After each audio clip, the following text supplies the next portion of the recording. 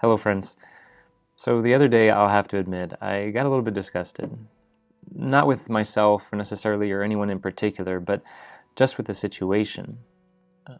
The more that we take part in news and we stay up to date on the most recent discoveries regarding coronavirus or the most recent numbers that have come out regarding cases and deaths, and the more that we just continue to think about it and talk about it, it can just become overwhelming. And I think I reached that point a little bit the other day. Not that I'm necessarily checking up on the news all the time, but it just seems to be on everyone's mind, and that's what everyone wants to talk about. And it just can become too much. And so I thought, maybe a coronavirus-free day would be great. Certainly that's what we're all hoping for in the physical sense. We want this disease just to go away and get on with our lives back to normal, that this disease will leave us free. But we can, in a certain sense, already choose to be free of it if we simply turn off the screens and power down the news and really focus on what's more important, what's really ahead of us.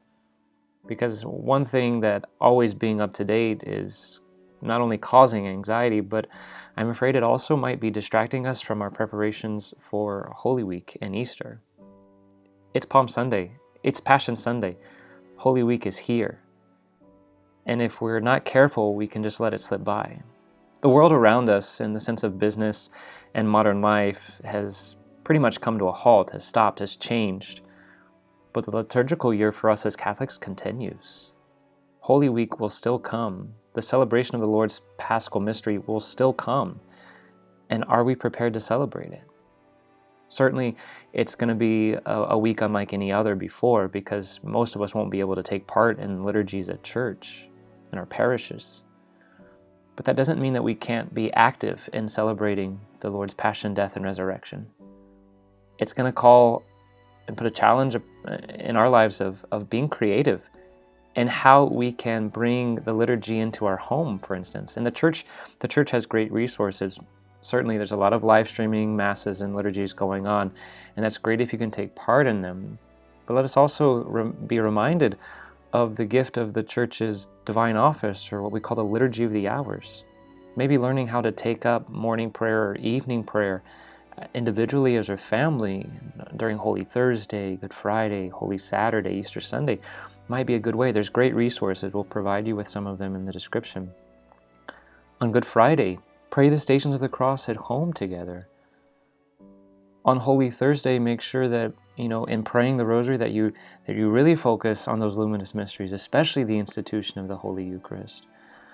On Holy Saturday, maybe follow along with the Church and going back to those readings that the Church offers us in the Holy Vigil and review the great wonder of the salvific plan that the Lord has played out throughout all of history leading up to Christ.